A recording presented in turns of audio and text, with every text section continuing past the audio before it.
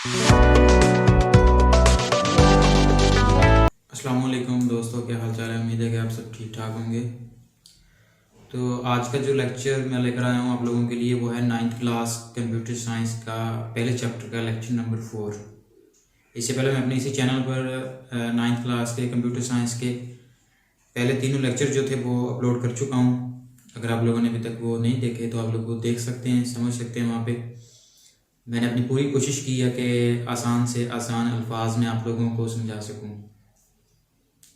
तो हमारा जो चैप्टर है बेसिकली वो डाटा के बारे में चल रहा है, डाटा प्रोसेसिंग के बारे में चल रहा है।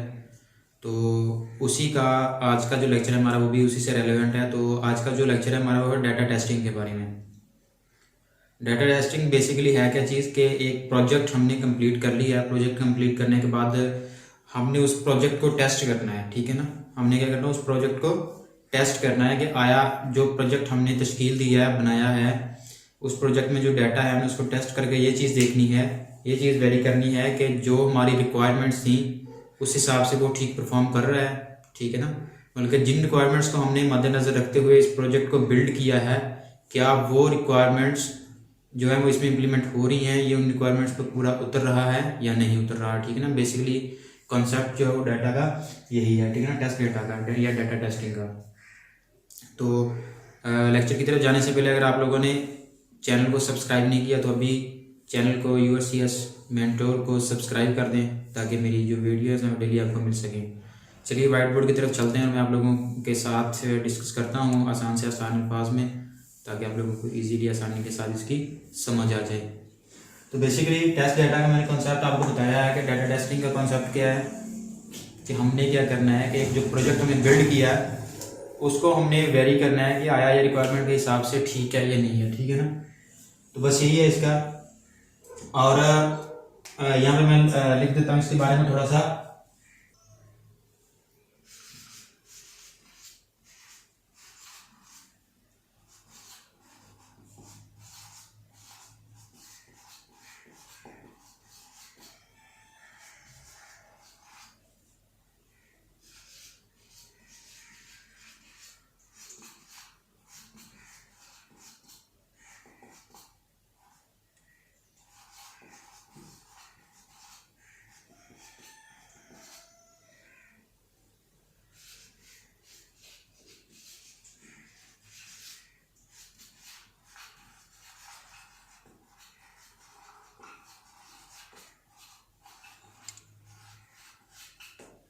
ठीक है ना, ये मैंने लिखा है कि when we build a project then we have to test it where it is according to requirements और नॉट।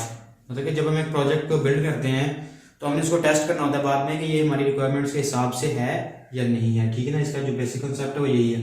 उसके बाद आ गया जी इम्पोर्टेंस ऑफ टेस्टिंग। टेस्टिंग की इम्पोर्टेंस क्या है, ठीक है ना, मतलब कि क्यों हम इसको करते हैं, क्यों ये ज़रूरी है, ठीक है ना।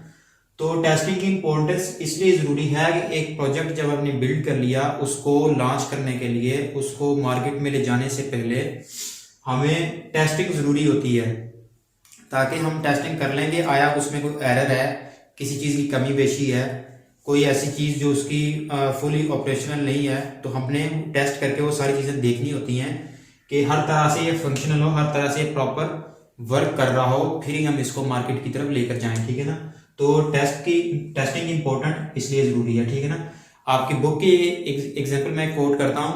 आपकी बुक में वो कार वाली एग्जांपल दी हुई है कि जब एक कार न्यू बिल्ड होती है तो वो एक खरीदार को देने से पहले उसका टेस्ट होता है, ठीक है ना। एक मतलब कि ऑटोमेटिक रोबोट बिठा के उसको मतलब किसी चीज़ के साथ हिट करके टेस्ट किया जाता है कि आया इसके एयर बैग्स वगैरह जो वो सारे प्रॉपरली वर्क करते हैं, खुलते हैं नहीं खुलते। इस तरह से कार कंपनी जो टेस्ट करती हैं सारा, ठीक है। इस तरह हर डिफरेंट किस्म के डिपार्टमेंट्स जो हैं वो अपनी प्रोडक्ट लॉन्च करने से पहले उसको अच्छी तरह से टेस्ट करते हैं ताकि जब हमारी चीज़, हमारी प्रोडक्ट मार्केट में जाए तो वहाँ पे हमें किसी किस्म की परेशानी का सामना ना करना पड़े, किसी किस्म का फॉल्ट हमारी प्रोडक्ट में ना आए, ठीक है ना। इसलिए टेस्टिंग जो होती है ज़रूरी होती है। अब आ जाते हैं जी टाइप्स ऑफ टेस्टिंग। टेस्टिंग की टाइप्स की कितनी है, किन किन तरीकों से जो टेस्टिंग है वो की जाती है। तो हमारे पास टोटल 1 2 3 4 और 5 किस्म की टेस्ट टाइप्स हैं टेस्टिंग की। इनकी मदद से जो टेस्टिंग है वो की जाती है। सबसे पहले हमारे पास है वैलिड टेस्ट डाटा, ठीक है, फिर हमारे पास invalid test data, third number पर हमारे पास boundary test data value, fourth number पर हमारे पास रॉन्ग डाटा फॉर्मेट्स, और पांचवें नंबर पर हमारे पास एब्सेंट डाटा, ठीक है। सबसे पहले हम बात करते हैं वैलिड टेस्ट डाटा की। अब वैलिड टेस्ट डाटा क्या है?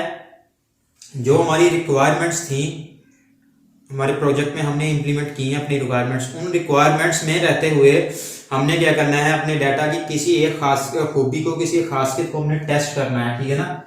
जो हमारी रिक्वायरमेंट्स थी उन्हीं रिक्वायरमेंट्स में रहते हुए, यह बात आपने याद रखनी है कि वैलिड और इनवैलिड में एक ही चीज का डिफरेंस है, वो यही है कि वैलिड में हमने क्या करना है कि हमने रिक्वायरमेंट्स में रहते हुए हमने किसी एक खासियत को टेस्ट करना है, वो आएगी जी वैलिड टेस्ट डाटा, ठीक है। और इनवैलिड टेस्ट डाटा जो है वो हमारी जो रिक्वायरमेंट्स थी रिक्वायरमेंट से बाहर जाके, ठीक है ना, उन रिक्वायरमेंट से बाहर जाके हमने क्या करना है जी इनवैलिड टेस्ट डाटा हमने क्या कहलाएगा, इनवैलिड टेस्ट डाटा कहलाएगा। रिक्वायरमेंट्स बाहर जाकर हमने जो टेस्टिंग करनी है, फॉर एग्जांपल हमने एक प्रोग्राम बनाया था, उसमें हमने क्या किया था जी, हमने सम का ऑपरेशन ऐड किया था, लेकिन हम क्या कर रहे हैं, तो जब टेस्ट कर रहे हैं तो हम वहां पे डिवाइड कर रहे हैं, ठीक है।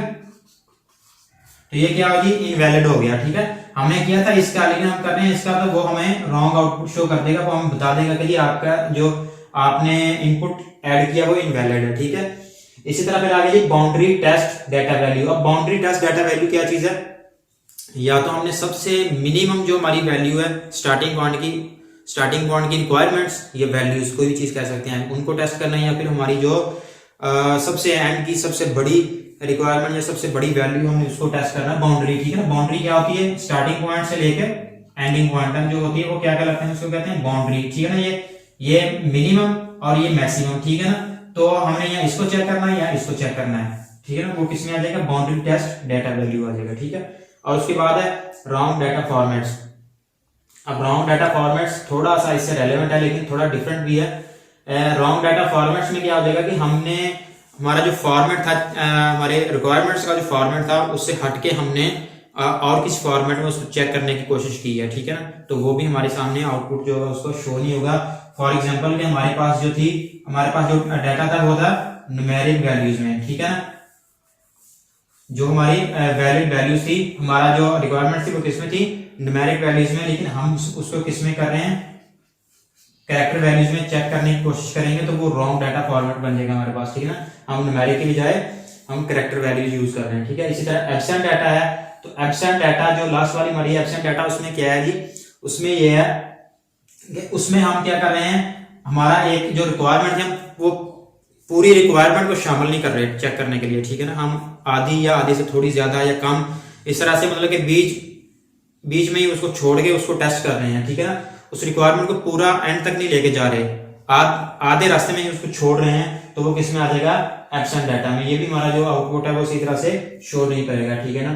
तो ये हमारी इसको टेस्टिंग की जो टाइप्स थी 5, ये मैंने आप लोगों के साथ डिस्कस कर दी हैं। उसके अलावा हमारे पास जो इंपॉर्टेंस थी वो मैंने बता दी आपको, डाटा टेस्टिंग क्या आती है वो भी आपको अच्छे से समझा दी है। तो यही हमारा आज का लेक्चर था, टेस्टिंग के बारे में क्यों जरूरी है, इसकी टाइप्स कौन सी हैं। तो मैंने कोशिश की आप लोगों को आसान से आसान अल्फाज में बयान करने की, समझाने की। उम्मीद है कि आप लोगों को अच्छे से इसकी समझ आ गई होगी।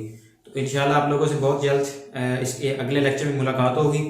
तो अपना चैनल को लाजमी सब्सक्राइब कर देना है। तो इंशाल्लाह आपसे मुलाकात होती है जल्दी, बहुत जल्दी। तब तक के लिए अल्लाह हाफिज़।